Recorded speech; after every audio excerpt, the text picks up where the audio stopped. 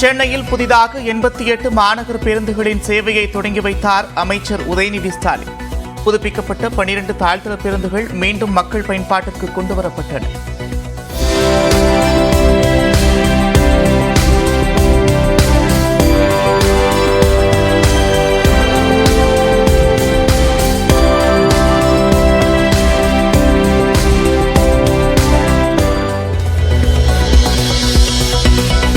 வயநாட்டில் நிலச்சரிவு ஏற்பட்ட முண்டக்கை சூழல்மலையில் மத்திய இணையமைச்சர் சுரேஷ் கோபி நேரில் ஆய்வு. மீட்புப் பணிகள் தொடர்பாக விளக்கிய ராணுவ வீரர்கள்.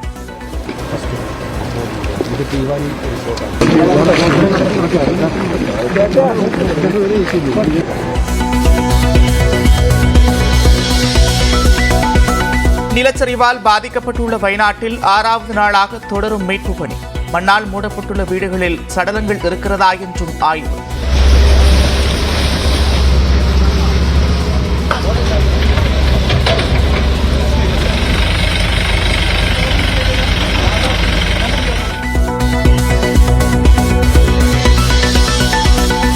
வயநாட்டில் மீட்புப் பணிகளை மேற்கொள்ள தமிழ்நாட்டிலிருந்து சென்றுள்ள இளைஞர்கள் நிலச்சரிவால் பாதிக்கப்பட்ட முண்டக்கை சூரல்மலையில் ராணுவ வீரர்களுடன் இணைந்து களப்பணி.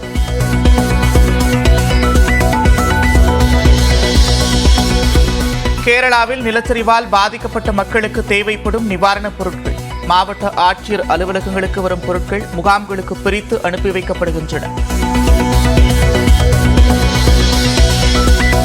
கேரளாவில் நிலச்சரிவால் உயிரிழந்தவர்களின் எண்ணிக்கை 357 அதிகரிப்பு. 205 பேரை தேடும் பணிகள் தீவிரம்.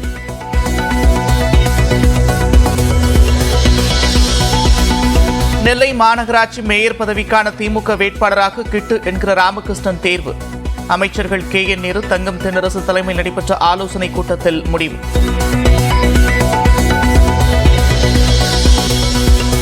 ஆடி அமாவாசையொட்டி புனித ஸ்தலங்களில் நீராடும் பக்தர்கள் முன்னோர்களுக்கு தர்ப்பணம் கொடுத்து வழிபாடு.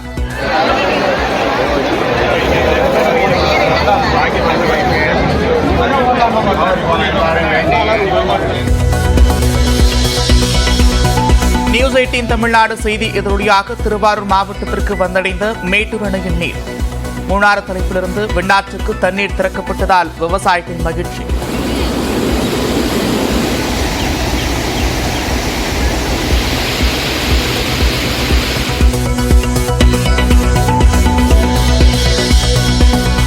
பாளையங்கோட்டை தினசரி சந்தையில் நடக்கும் கட்டுமான பணிகளை ஆய்வு செய்த அமைச்சர்கள்.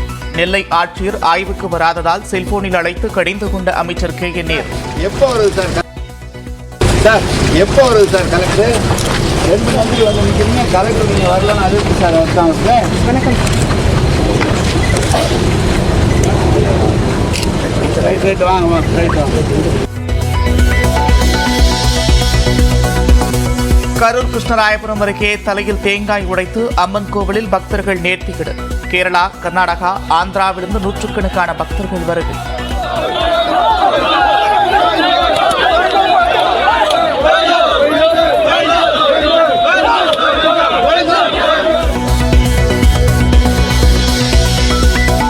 ஆம்ஸ்டாங் குடும்பத்தினருக்கு கொலை மிரட்டல் கடிதம். அடுக்குமாடி குடியிருப்புக்கு போலீஸ் பாதுகாப்பு. சதீஷ் என்பவரை பிடித்து விசாரணை.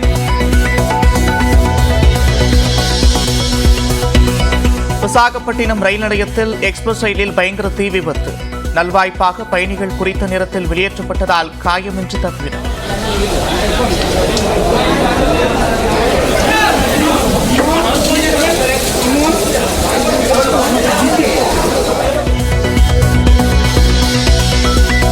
ஒலிம்பிக் ஆடவர் ஹாக்கி காலிறுதியில் பிரிட்டனுடன் இந்தியா மோதல்.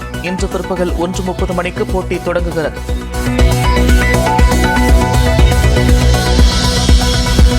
ஒலிம்பிக் குத்துச்சண்டை 71 கிலோ பிரிவு காலிறுதியில் பதக்க வாய்ப்பை இழந்தார் நிசாந்தி. இன்று நடைபெறும் மகளிர் குத்துச்சண்டை போட்டியில் பங்கேற்கும் லவ்லினா மீது பெரும் எதிர்பார்ப்பு.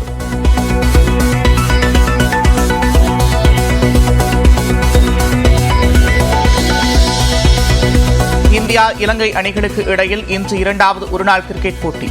இந்தியா முன்னிலை பெறுமா என்று ரசிகர்கள் எதிர்பார்ப்பு.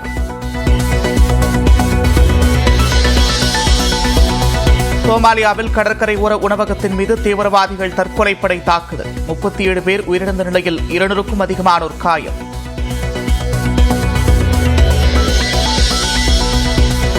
இஸ்ரேலை நோக்கி சுமார் 25 நிமிடங்கள் சரமாரியாக ராக்கெட் குண்டுகளை வீசி தாக்கிய லெபனான். அயன்ட்ரோம் ஹேர் தொழில்நுட்பம் மூலம் வானில் தாக்கி அளித்த இஸ்ரேல்.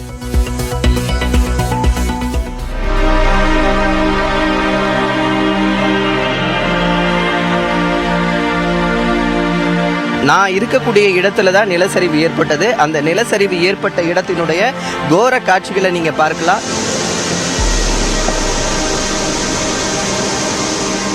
அங்கிருந்த மக்கள் கூச்சலிட்டு தங்களை காப்பாற்ற யாரும் இல்லையா கடவுளே என கூறும் அந்த குரல் சத்தம். നിങ്ങളൊക്കെ ആരേലും ഈ ഫോൺ ഓണാക്കുക, ഞങ്ങളെ ഒന്ന് രക്ഷിക്കണം ദൈവമേ.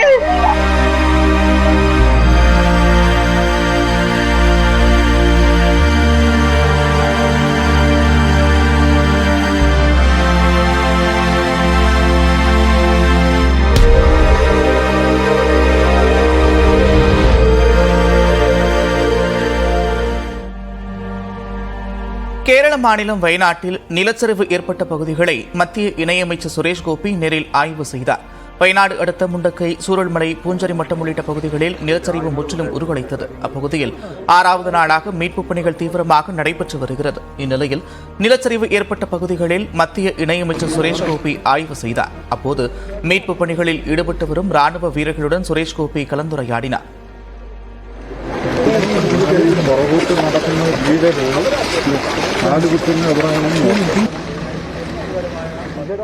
അതൊന്നും ഇപ്പം നമ്മൾ സംസാരിക്കേണ്ട കാര്യമല്ല. പാർലമെന്റിൽ ഉന്നയിച്ചു, അതിന് മറുപടി കൊടുത്തിട്ടുണ്ട്, അത്രയേ ഉള്ളൂ. അത് നമ്മുടെ ഇപ്പം കരുതലും കരുണയും സ്നേഹവും തലോടലും മാത്രമാണ് വേണ്ടത്. இந்நிலையில் வார விடுமுறையை ஒட்டி கேரள மாநிலம் வயநாட்டிற்கு மீட்புப் பணிகளை மேற்கொள்ள தமிழ்நாட்டிலிருந்து ஏராளமான தன்னார்வலர்கள் சென்றிருக்கின்றனர். ராணுவ வீரர்களுடன் இணைந்து அவர்கள் பல்வேறு வகையிலான மீட்புப் பணிகளில் ஈடுபட்டு வருகின்றனர்.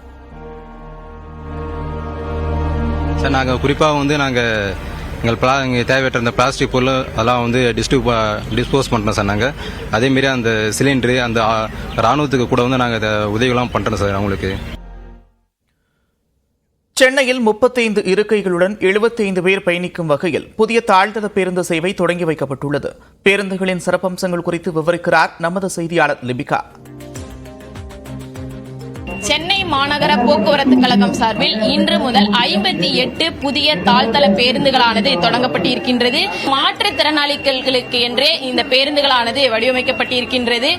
பார்ப்பதற்கு திரையரங்கை போல் இருக்கைகளானது அமைக்கப்பட்டு மாற்றுத்திறனாளிகளுக்கு என்று பல்வேறு சிறப்பு அம்சங்களுடன் இந்த பேருந்தானது தாழ்தள பேருந்தானது தற்போது 58 சென்னையின் பல்வேறு இடங்களுக்கு செல்வதற்காக அமைக்கப்பட்டிருக்கின்றது. இதில் குறிப்பாக மாற்றுத்திறனாளிகள் அமர்வதற்கென்று அவர்களுக்கு இடமானது இருக்கை என்பது தனியாக அமைக்கப்பட்டிருக்கின்றது. அவர்கள் வரக்கூடிய அந்த 3 சக்கர மாற்றுத்திறனாளிகள் வரக்கூடிய 3 சக்கர வாகனங்களில் தற்போது அவர்கள் இருப்பதற்கு என்று அவர்களுக்கு இடமும் ஒதுக்கப்பட்டிருக்கின்றது. அதே போன்று அவர்கள் ஏறுவதற்கு பேருந்துகளிலே சாய்தளமான நடைபாதை என்பது அந்த படிக்கட்டு என்பது அமைக்கப்பட்டிருக்கின்றது. ஓட்டுநர் மாற்றுத்திறனாளி ஒருவர் ஏறுகிறார் என்றால் அதற்கு ஏற்றவாறு அந்த சாய்தள பட்டனை அமர்த்தும் போது அது அதற்கு ஏற்றாற்போர் வரும். அதில் மாற்றுத்திறனாளிகள் அவர்களுடைய அந்த 3 சக்கர வாகனத்தில் உள்ளே வரலாம். அவர்களுக்கு என்று அந்த பாதுகாப்பு ஏற்பாடு என்பது செய்யப்பட்டிருக்கின்றது. தொடர்ச்சியாக மாற்றுத்திறனாளிகளை பொறுத்தவரை ஏதேனும் எமர்ஜென்சி டைம்ல அவர்கள் வாகனத்தை நிறுத்த வேண்டும் என்றால் இந்த ஸ்டாப் என்று அவர்களுக்கு கையில் பிடிக்கும் அளவிற்கு அந்த புதானது ஒவ்வொரு இடங்களிலுமே கொடுக்கப்பட்டிருக்கின்றது. அதன் அடிப்படையில் அவர்கள் ஏதேனும் எமர்ஜென்சி டைம்ல இது போன்று இந்த பட்டனை ஸ்டாப் என்று இது பண்ணினால் அதற்கு ஏற்றாற்போல் ஓட்டுநர் பேருந்தை நிறுத்தி விடுவார். அது மட்டுமின்றி டிஜிட்டல் முறையில இந்த வழித்தடங்களானது தெரியப்படும் அவர்களுக்கு. தொடர்ச்சியாக அதே போன்று ஓட்டுநர் ஒலிபெருக்கி மூலம் எந்த பேருந்து நிறுத்தம் வருகிறது, அடுத்து எந்த பேருந்து நிறுத்தம் வரும் என்பது குறித்தும் அவர் அறிவிப்பு போல ஒலிபெருக்கியில் இது பண்ணுவார். அதே போன்று ஒரு எமர்ஜென்சி நேரங்கள்ல மக்கள் வெளியே செல்வதற்கு ஏற்றாற்போர் பல்வேறு இடங்கள்ல இது போன்று ஹேமர் என்று சொல்லக்கூடிய சுத்தியலானது பொருத்தப்பட்டிருக்கின்றது. எமர்ஜென்சி டைம் என்று வரக்கூடிய நிலையில் அதை எடுத்து பயணிகள் கண்ணாடியை உடைத்து வெளியே ஏற வேண்டும் என்ற ஒரு அறிவிப்பையும் அவர்கள் கொடுத்திருக்கிறார்கள். அது மட்டுமின்றி பல்வேறு சிறப்பு அம்சங்கள், குழந்தைகளுக்கு ஏற்றாற்போர் வண்டியில் ஏறுவதற்கான அந்த படிக்கட்டுகளும் அமைக்கப்பட்டிருக்கிறது. இது எல்லாமே ஓட்டுநர்களுடைய இருக்கையிலே இருக்கும். அதற்கு ஏற்றாற்போர் ஓட்டுநர் அந்த பட்டனை அழுத்தும் போது பல்வேறு இதுக்குடன் அதெல்லாம் தொடர்ச்சியாக வரும். அதே போன்று ஓட்டுநர்களுக்கு என்று பல்வேறு சிறப்பு அம்சங்களானது கொடுக்கப்பட்டிருக்கின்றது. குறிப்பாக அவர்களுக்கு என்று வழிமுறைகளும் அவர்கள் இருக்கக்கூடிய இடத்திலே ஒட்டப்பட்டிருக்கின்றது. எந்த பட்டன் எதற்கு பொருத்தும் அது பற்றிய ஒரு குறிப்பும் இருக்கப்பட்டிருக்கின்றது.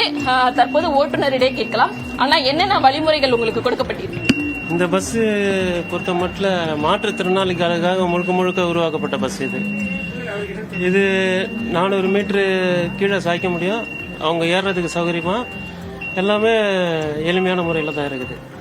ஆட்டோமேட்டிக் டிரான்சாக்ஷன், கியர் கிடையாது, கிளச்சு கிடையாது.